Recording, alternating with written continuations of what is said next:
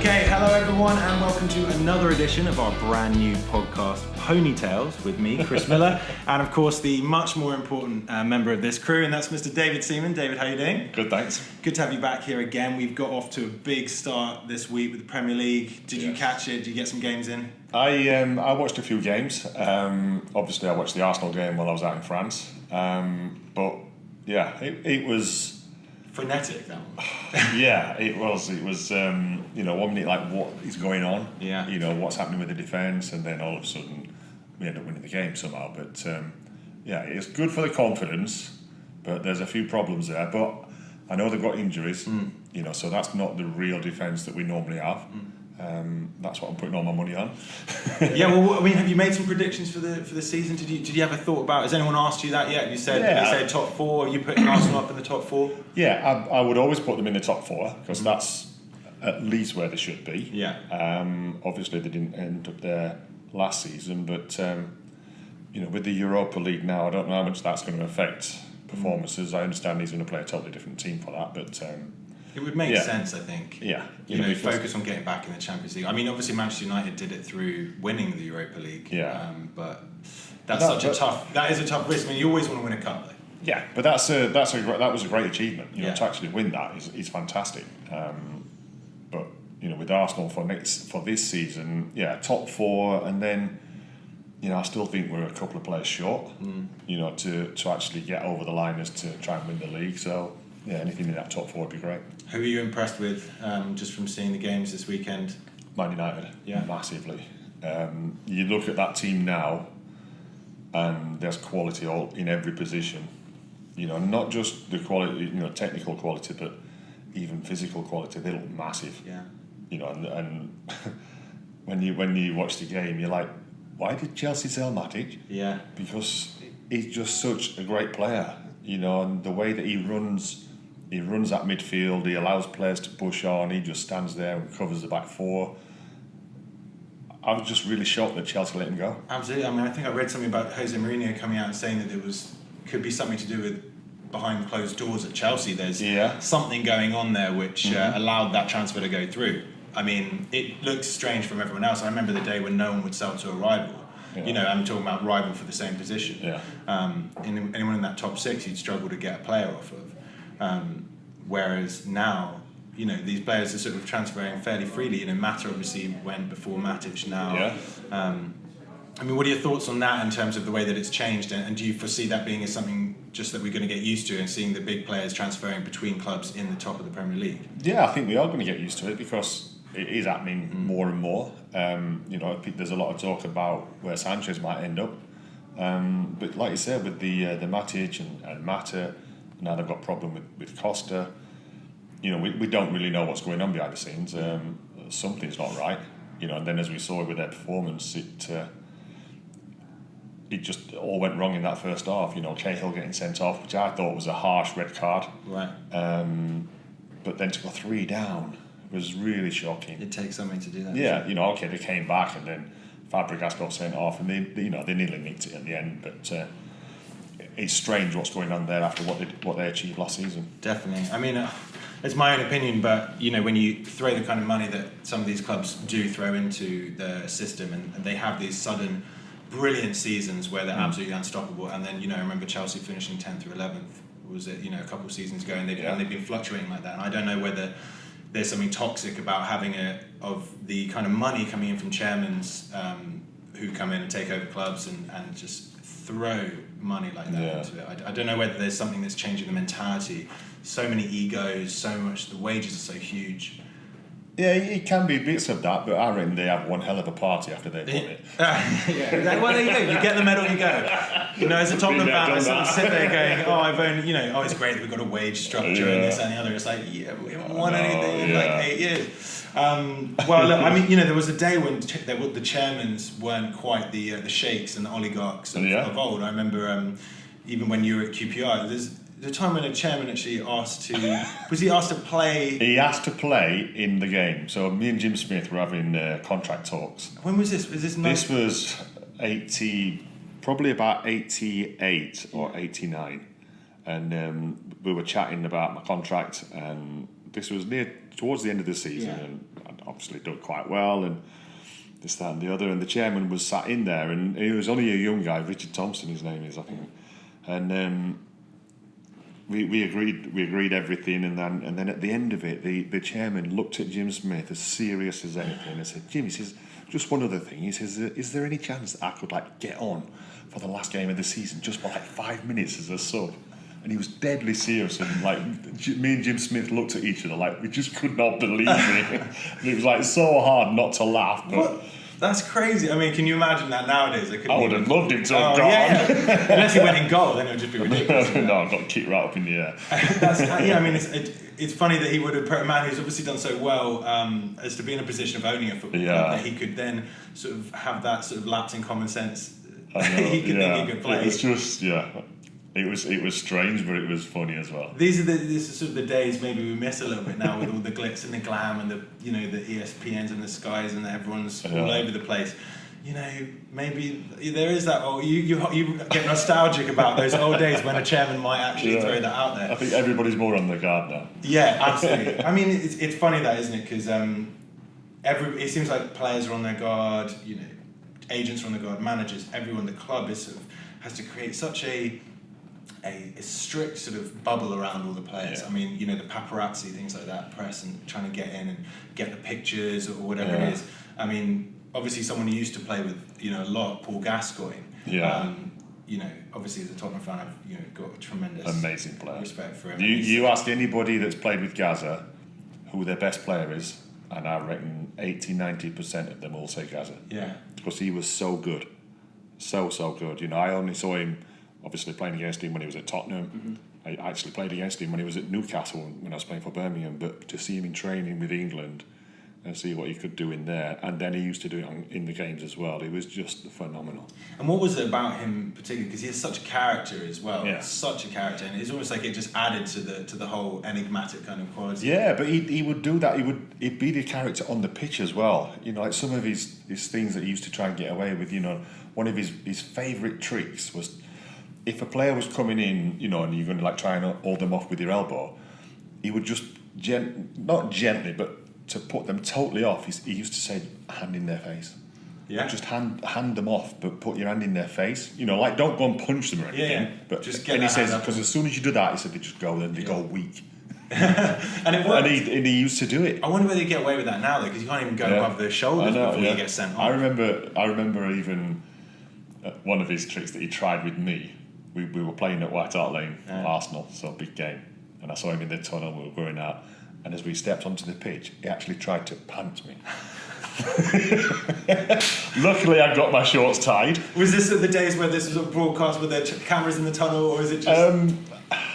Yeah, it would have been... to find a clip of that. Yeah, I can't remember what year it was. Obviously, when Gazza was there, but... and you'd psyched yourself up. But I was a guy that would say hello and laugh and joke with him in the tunnel and that lot. And then the referee goes, "Right, let's go out. It's time to get serious." And he actually tried to panic me as I ran out the pitch. And then we get out onto the pitch, so Tottenham go left, I think. We went right. And so we won the toss, so we change them round. So we start to go down the other end, down to the Tottenham end. And then as I'm jogging down the middle of the pitch, guys, "Yeah, good luck there, good luck, goalie." And as he went to shake my hand, he tried to trip me up.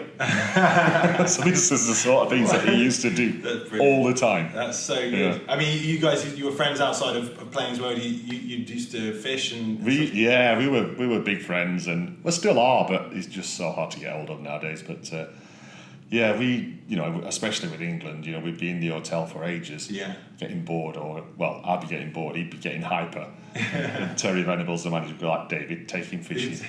Well, this is what I was going to say, because leading from what we were talking about, sort of insulating players and trying to keep them away from paps and all this kind of stuff. There's a funny story about when you guys actually went off fishing, and there was a paparazzi sort of encroaching, trying to get some pictures. Well, we used to go fishing regular, and the press knew that, but they seemed to leave us alone. They didn't send photographers or anything like that. But it was the day before the Spanish game, and which Spanish was this? The Euros. The Euros. Right. Yeah, just before the quarter final.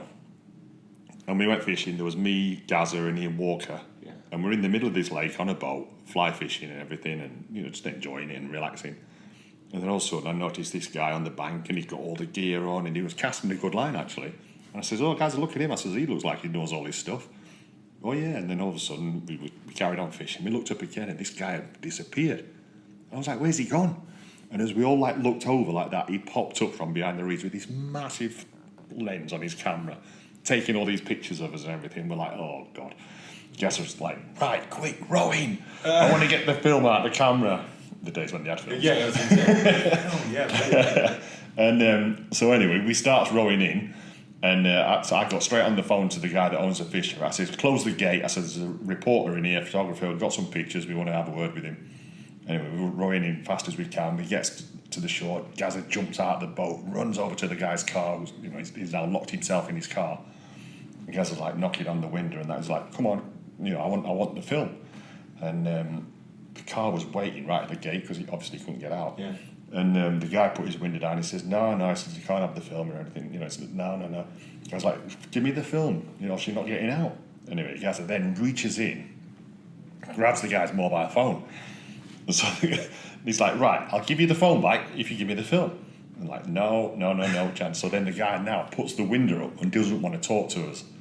So Gazza then starts letting his tyre down. Nice. So as he starts letting his tyre down, the guy then panics, floors the car, straight through the gate, like just smashes the gate, out into a main road, off he went. Gazza's now got his phone. I said, Gazza, press redial. Press redial, straight through to Piers Morgan. No way. Gazza was chatting with him on the phone. With Direct line? Direct line. Gazza was, letting him know what he thought of him.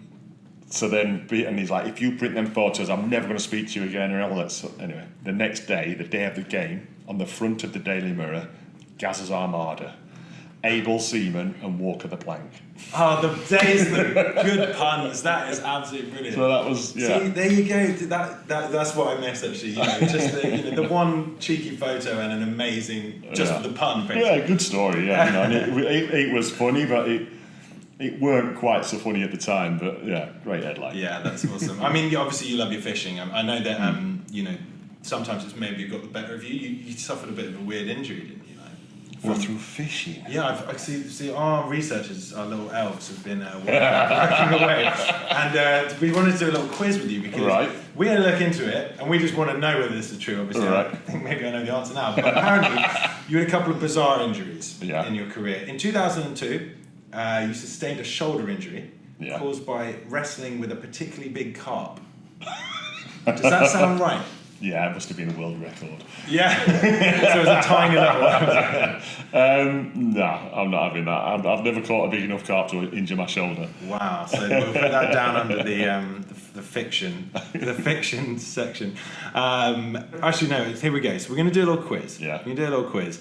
And this is to looking at other goalkeepers who may have suffered similarly. I think we're hoping these ones are true, but we're going to see whether you can guess the goalkeeper based on even the potentially fabricated stories. But these probably appeared in the newspapers back in the day with some brilliant pun probably next to it. Okay, so we'll do a little quiz. Right. See whether you do as well as you did last week.